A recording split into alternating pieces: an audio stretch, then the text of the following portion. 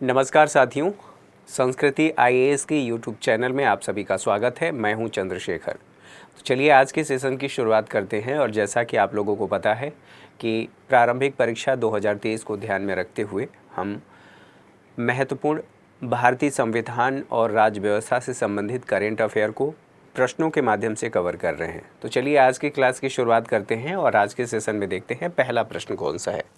तो पहले प्रश्न के साथ यहाँ पर सबसे पहले ये पूछा गया है, निम्नलिखित कथनों पर विचार कीजिए। केंद्रीय सतर्कता आयोग, अब यहाँ आपके सामने ये क्लू आ गया है कि सीवीसी के बारे में, सेंट्रल विजिलेंस कमीशन के बारे में आपसे पूछा जा रहा है। तो यहाँ आप लोगों को क्वेश्चन अभी छोड़ देना है, एक बार व्याख्या देख लेते हैं फिर आगे बढ़ते हैं। अभी नए सीवीसी सुरेश पटेल ने कार्यभार संभाला है। साथ ही साथ अगर बात किया जाए कि इसकी स्थापना कब हुई थी तो 1964 में। यह एक सांविधिक निकाय है। सिफारिश किसने दी थी तो संस्थानम समिति के सिफारिश के आधार पर इसका गठन हुआ था। ये समिति भ्रष्टाचार की रोकथाम से संबंधित सलाह देने के लिए गठित किया गया था। इनका जो कार्यकाल होता है, अर्थात जो सीवीसी होते हैं उनका कार्यकाल 4 वर्ष या 65 वर्ष जो भी पहले हो उसके अकॉर्डिंग। नियुक्ति कौन करते हैं तो राष्ट्रपति के द्वारा इनकी नियुक्ति होती है, लेकिन सिफारिश इनकी एक समिति के द्वारा दिया जाता है। इस समिति में अध्यक्ष कौन होते हैं तो प्रधानमंत्री होते हैं। सदस्य के रूप में इसमें शामिल होते हैं केंद्रीय गृह मंत्री, विपक्ष के नेता होते हैं। अगर इनकी संरचना की बात की जाए कि संरचना कैसी होती है, अर्थात कितने इसमें सदस्य होते हैं, तो एक अध्यक्ष और 2 सदस्य इसमें शामिल होते हैं। कार्य के बारे में बात करें तो सतर्कता के क्षेत्र में ये सलाह देते हैं और मार्गदर्शन करने का काम करते हैं। जो केंद्र सरकार की एजेंसियां हैं जो भ्रष्टाचार के रोकथाम की दिशा में कार्य करती हैं, उन एजेंसियों को ये सलाह देने का काम करते हैं। इसके साथ साथ यहाँ पर लगभग सभी बातों को हम लोगों ने इससे संबंधित देख लिया। अब आते हैं दोबारा से क्वेश्चन पर और इसको देख लेते हैं क्या क्या बातें यहाँ पर कही गई हैं। तो केंद्रीय सतर्कता आयोग की स्थापना संस्थानम समिति की सिफारिशों के आधार पर वर्ष 1964 में की गई थी। यहाँ पर बिल्कुल सही है, आप लोगों ने चूज कर लिया होगा, आई थिंक ठीक है। अगली बात ये कहा जा रहा है कि केंद्रीय सतर्कता आयुक्त की नियुक्ति केवल प्रधानमंत्री की सलाह पर राष्ट्रपति द्वारा की जाती है। तो यहाँ पर हमने देख लिया कि एक समिति बनती है, समिति में कौन कौन से लोग शामिल होते हैं वो आप लोगों ने देख लिया। नियुक्ति राष्ट्रपति के द्वारा की जाती है, लेकिन केवल शब्द यहाँ पर लगा है। केवल प्रधानमंत्री उनको सलाह नहीं देते, समिति सलाह देती है, उसके आधार पर राष्ट्रपति इनकी नियुक्ति करते हैं। तो यहाँ तक बातें क्लियर हैं। इस आधार पर जो आपका सही विकल्प होगा वो आपका सी होगा, क्योंकि केवल एक सही है। चलिए आगे बढ़ते हैं, कुछ और बातों को देखें, मतलब दूसरे क्वेश्चन को। निम्नलिखित कथनों पर विचार कीजिए और क्या कहा जा रहा है। गंभीर धोखाधड़ी जांच कार्यालय की स्थापना कॉरपोरेट कार्य मंत्रालय के तहत वर्ष 2003 में की गई थी। यहाँ पर आप लोगों को एक क्लू मिल गया है कि ये किसके बारे में बात किया जा रहा है। गंभीर धोखाधड़ी जांच कार्यालय, इसी से संबंधित बातें पूछी गई हैं। चूँकि लगभग वही सारी चीज़ें हैं तो वही हमारा मेथड रहेगा। एक बार देख लेते हैं फिर आगे बढ़ेंगे। यहाँ पर गंभीर धोखाधड़ी जांच कार्यालय, ठीक है, सीरियस फ्रॉड इन्वेस्टिगेशन ऑफिस, स्थापना कब हुआ था तो वर्ष 2003 में। ये किसके अधीन कार्य करता है तो यह कॉरपोरेट कार्य मंत्रालय के अधीन कार्य करता है। स्वरूप क्या है तो सांविधिक है, यह संवैधानिक नहीं संस्था है। गठन किसके तहत किया गया था तो गठन कंपनी अधिनियम 2013 के तहत किया गया था। SFOI के बारे में बात किया जा रहा है का प्रमुख कौन होता है। इसका प्रमुख एक डायरेक्टर होते हैं। सदस्य विभिन्न क्षेत्रों के विशेषज्ञ होते हैं। सवाल ये है कि विभिन्न क्षेत्रों के विशेषज्ञ कौन होते हैं। Cast accountant, charter accountant, company secretary और फॉरेंसिक ऑडिटर, कानूनी मामले के विशेषज्ञ, इस क्षेत्र के सभी जो विशेषज्ञ हैं इसमें शामिल होते हैं। इनकी कार्य और शक्तियों के बारे में बात करें तो ये सहायता देने का कार्य करते हैं। किस क्षेत्र में तो नीति बनाने या कानून बनाने के क्षेत्र में यह सहायता सलाह देने का काम करते हैं। किसको देते हैं तो कॉरपोरेट कार्य मंत्रालय को ये सलाह देने का काम करते हैं। साथ ही साथ शक्ति की बात करें, इन्हें शक्तियां कहाँ से मिलती हैं तो कंपनी अधिनियम 2013 के तहत इनको शक्तियां भी मिलती हैं। साथ ही साथ यहाँ पर इनको शक्ति प्राप्त है कि कंपनी कानून का उल्लंघन करने वाले कोई भी व्यक्ति हों तो उन व्यक्तियों की गिरफ्तारी ये कर सकते हैं। ठीक है, अब हम अपने क्वेश्चन पर आते हैं और क्वेश्चन को देख लेते हैं क्या कहा गया है। अब सभी स्टेटमेंट को एक बार पढ़ लेते हैं। तो आप लोग देखें, निम्नलिखित कथनों पर विचार कीजिए। पहला स्टेटमेंट क्या कह रहा है? गंभीर धोखाधड़ी जांच कार्यालय की स्थापना कॉरपोरेट कार्य मंत्रालय के तहत वर्ष 2003 में किया गया था। आई थिंक आप लोगों ने चूज कर लिया होगा। आगे बढ़ें, दूसरा सेंटेंस क्या कह रहा है? यह एक सांविधिक निकाय है क्योंकि इसका गठन कंपनी अधिनियम 2013 के तहत किया गया था। क्लियर है। तीसरे स्टेटमेंट की बात करें तो इसका कार्य नीतियों और कानूनों के निर्माण में कॉरपोरेट कार्य मंत्रालय को सहायता प्रदान करना है। कॉरपोरेट कार्य मंत्रालय को। अब आप लोगों को लगभग इससे संबंधित सारी बातें जो हम लोगों ने अभी देखा था सब कुछ इसमें आ गया। आपसे पूछा गया है सही कौन सा है, तो सही, चूंकि सभी स्टेटमेंट सही हैं, इस आधार पर आप लोग डी ऑप्शन सेलेक्ट करेंगे क्योंकि सारे ही स्टेटमेंट जो इसमें दिए गए हैं वो करेक्ट हैं। चलिए आगे बढ़ते हैं, कुछ और देख लेते हैं। तीसरे क्वेश्चन की बात करें, नॉर्को टेस्ट के संदर्भ में निम्नलिखित कथनों पर विचार कीजिए। अब हमने देख लिया कि किसके बारे में बात किया जा रहा है, नॉर्को टेस्ट के संदर्भ में बात किया जा रहा है। बस बाकी सारी चीज़ें हम स्किप कर देते हैं और एक बार व्याख्या देख लेते हैं। तो नॉर्को टेस्ट की बात करें तो यह ग्रीक भाषा का शब्द है। इसका अर्थ क्या होता है? एनेस्थीसिया या टार्पोर इसका अर्थ होता है। उपयोग कहाँ पर किया जाता है? तो नैदानिक अर्थात निदान करने के लिए, मनोचिकित्सा तकनीकी का वर्णन करने के लिए इसका प्रयोग किया जाता है। अब आप लोगों ने कई बार देखा होगा कि एनेस्थीसिया ये दिया जा रहा है, दे करके लोगों को बेहोश किया जा रहा है। एनेस्थीसिया जो ऑपरेशन भी होते हैं उसमें भी इस्तेमाल किए जाते हैं। अब यहाँ पर जो बात कही जा रही है वो थोड़ा सा संदर्भ अलग है। संदर्भ अलग क्यों है? तो यहाँ पर देखें, नैदानिक मनोचिकित्सा तकनीकी का वर्णन करने हेतु तो इसका प्रयोग किया जाता है, उपयोग किया जाता है। जिस व्यक्ति पर इसका प्रयोग किया जाना है उसके शरीर में कुछ इंजेक्ट किया जाता है, जैसे इंजेक्शन है सोडियम पेंटोथल और स्कोपोलामाइन, ये भी इंजेक्ट किया जाता है। साथ में सोडियम एमाइटल भी इंजेक्ट किया जाता है।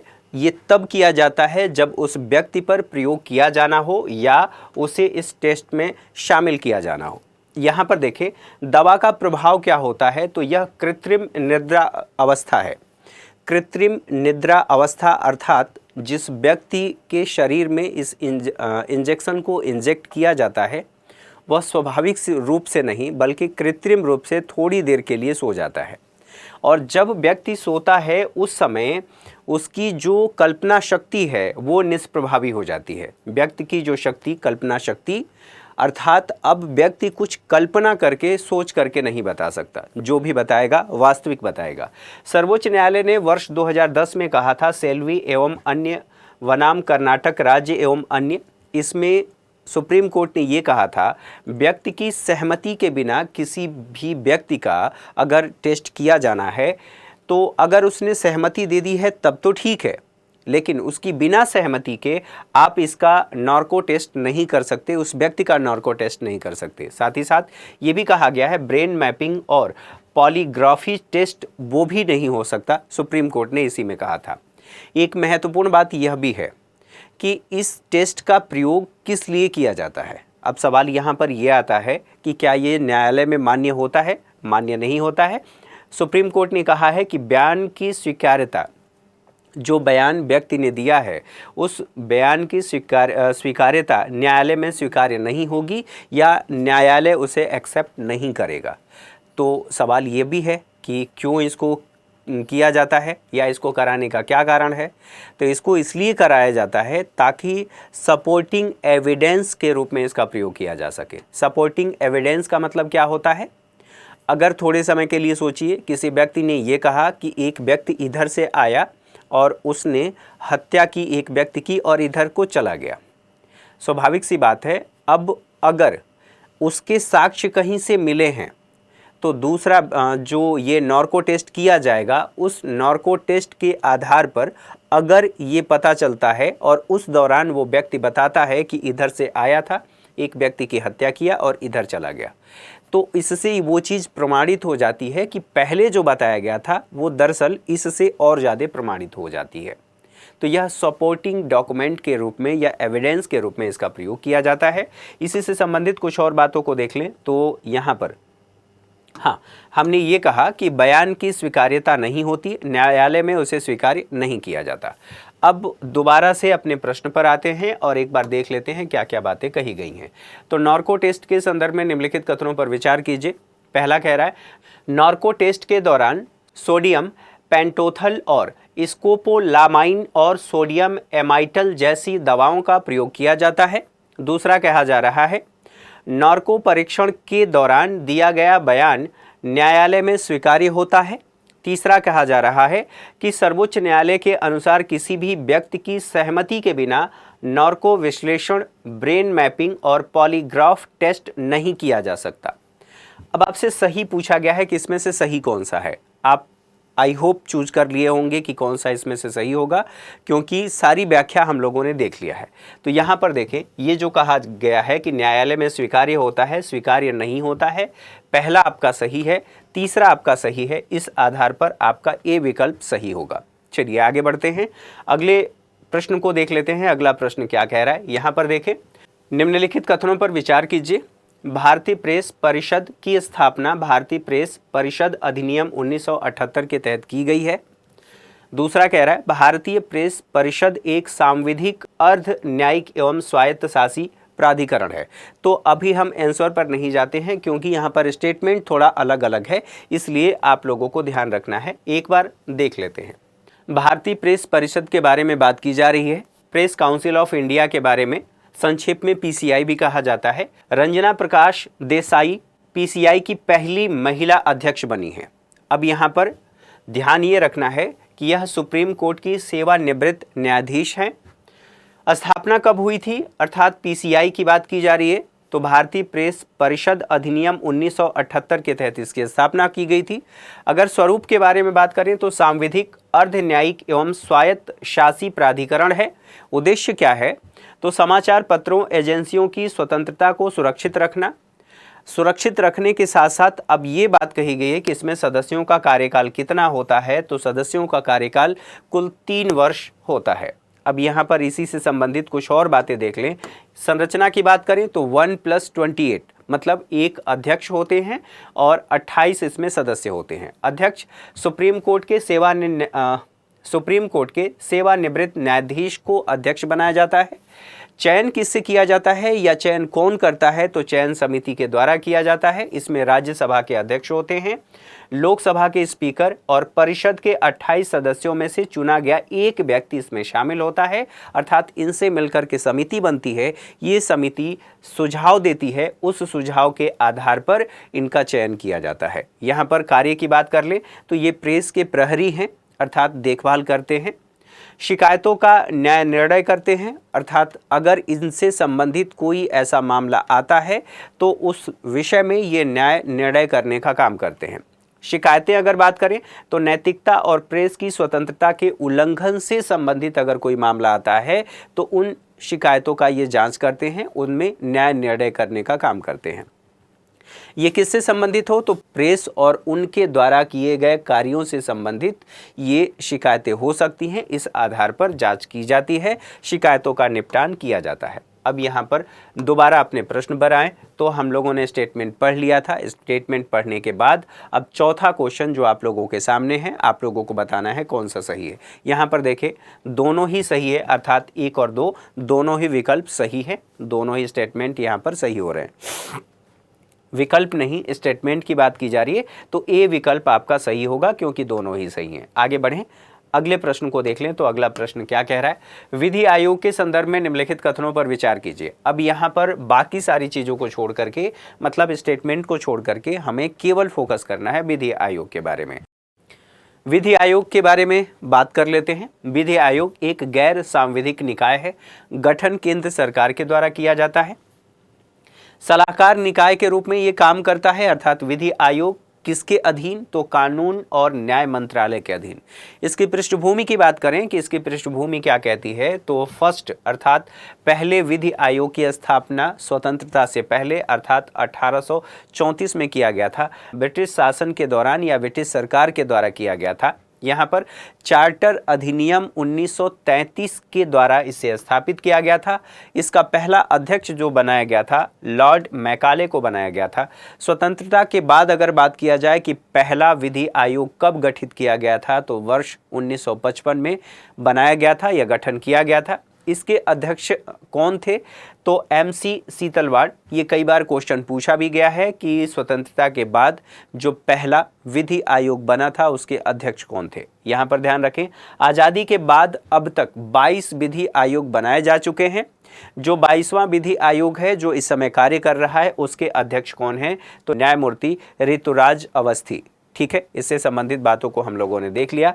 अब यहाँ पर बात कर लें, विधि आयोग के कार्य क्या होते हैं, तो अप्रासंगिक कानूनों की पहचान करना। वर्तमान समय की बात करें तो जितने भी पहले से चले आ रहे कानून हैं और वो कानून वर्तमान की आवश्यकताओं को ध्यान में रखते हुए प्रासंगिक नहीं हैं, तो उन कानूनों की पहचान करना और उन्हें निरस्त करना।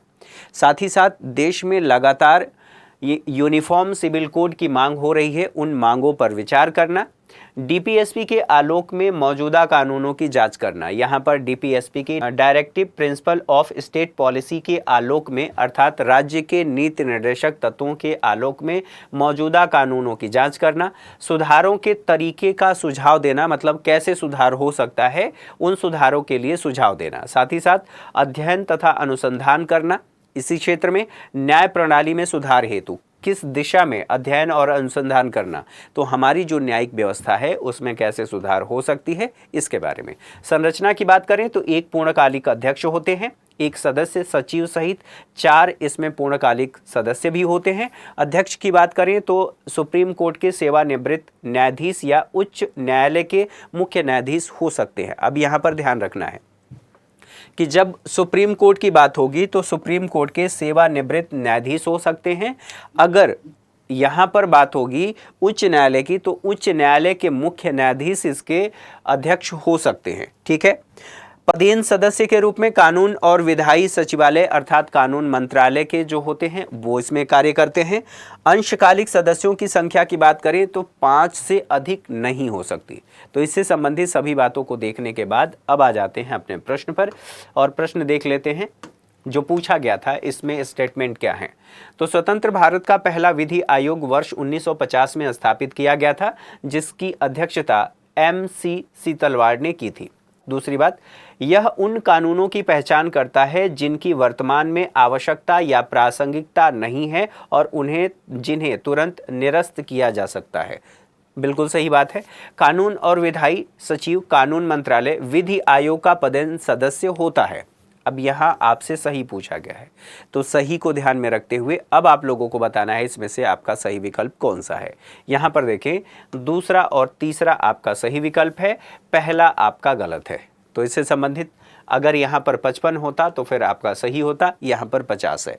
तो इससे संबंधित बातों को आप लोगों ने देखा। आई होप आप लोगों को चीज़ें पसंद आई होंगी। अगर आप लोगों को चीज़ें पसंद आ रही हैं, आप लोग प्रतिक्रिया अपनी दे सकते हैं, कमेंट के माध्यम से अपनी प्रतिक्रिया दे सकते हैं। हमारे YouTube चैनल को लाइक और सब्सक्राइब करना ना भूलें। हमारे बेल आइकन को प्रेस करें ताकि लेटेस्ट वीडियो के नोटिफिकेशन आप लोगों को जल्द से जल्द मिल सके और कोई भी क्लास आप लोगों से मिस ना हो। तो आज के लिए इतना ही, अगली क्लास में मुलाकात होगी। तब तक के लिए नमस्कार। आप अपने वैल्यूएबल कमेंट देना ना भूलें। Thank you very much.